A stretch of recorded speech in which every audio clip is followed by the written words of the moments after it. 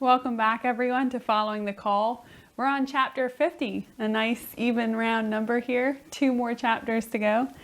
And this chapter is from Matthew chapter 7, verse 21 through 23. Not everyone who says to me, Lord, Lord, will enter the kingdom of heaven, but only the one who does the will of my Father who is in heaven. Many will say to me on that day, Lord, Lord, did we not prophesy in your name, and in your name drive out demons, and in your name perform many miracles? Then I will tell them plainly, I never knew you. Away from me, you evildoers. To me, this chapter and this verse is basically a call to genuine faith. And then this chapter explores that further. I think there was definitely, obviously the verse in and of itself is extremely challenging and also quite arresting, because we think about doing these deeds in the name of the Lord, like driving out demons and performing even miracles, but not actually doing the will of God. It's all for naught. Reminded me of 1 Corinthians 13 about being a resounding gong and being able to prophesy, but if you don't have love, it's nothing. So, what were your thoughts? Yeah, the theme that runs throughout this chapter is the theme of obedience. Yeah. And I actually remember an older member here at the Bruderhof, we were talking about the question of faith, and he said, I don't know much about faith, but I do understand obedience. And I think that's something we all can understand. We've just worked through this whole book where Jesus tells us what to do and how to live, and it's really up to us to put those words into practice, to put those commands into practice. And if we don't do that, we can have all the religious observances we like. We can talk about God all we like, and act like we're religious, act like we're followers of Jesus, but we aren't really, because faith and belief demand something. Right. We don't say we believe something and then act as if we don't believe in it. George MacDonald, who is really worth reading more in depth, get up and do something the Master tells you. So make yourself his disciple at once. Instead of asking yourself whether you believe or not, ask yourself whether you have this day done one thing because he said it. Do it, or once abstained because he said, do not do it. It is simply absurd to say you believe or even want to believe in him if you do not anything he tells you. His language is a little old, but the sentiment is exactly right. And Wendell Berry, another favorite author of mine, sort of poses this thought experiment. We're so used to the teachings of Jesus, and we're so used to talking about him and hearing about him, that it would do well for us to put ourselves as listeners back in his time and really ask ourselves the tough question: would we have confidently followed and obeyed his teachings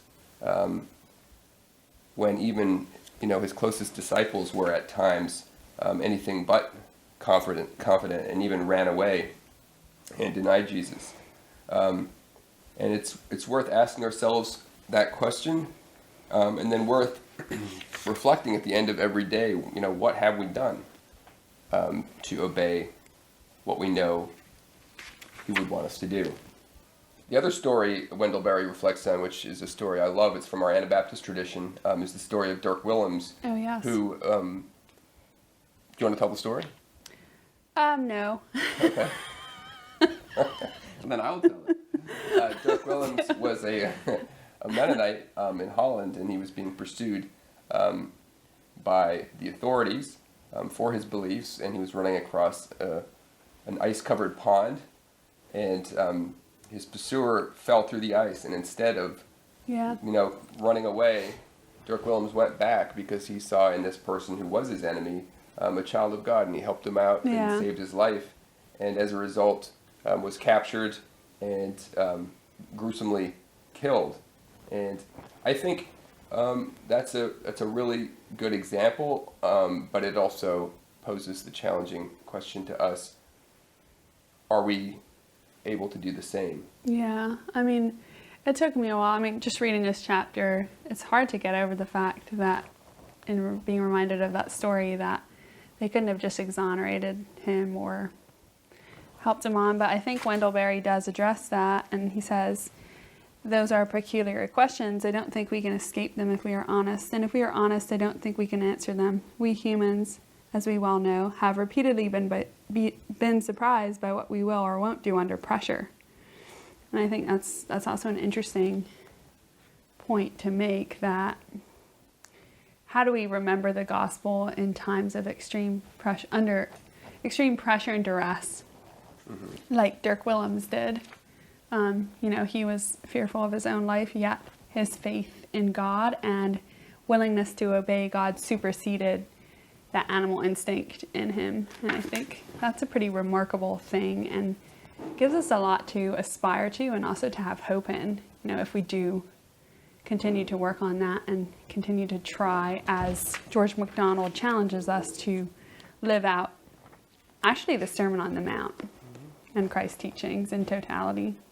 To that question of meeting the great moment, I think it's really important that you're not going to be faithful in the great moment if you're not faithful day to day, right, in very small things. And I was listening to this podcast some years ago about people who did really heroic actions, and people wondered, where did this come from?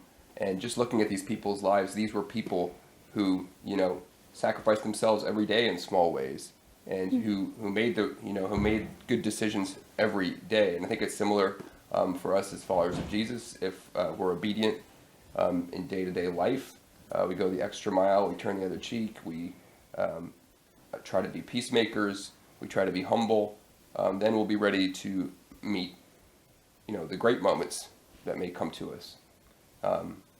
So a lot to think about. I know this is a contentious issue, especially among some folks of the Protestant tradition who have issues with works righteousness, that we can't be saved through works, we can only be saved through faith.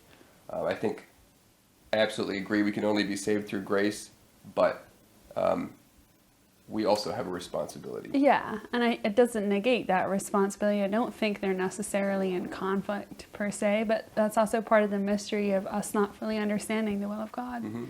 So I think we can actually take tremendous encouragement from this chapter and from this passage in particular. Absolutely. So that's probably good for this one. And next week we will be talking about building on rock. That's exciting. All right, see you then.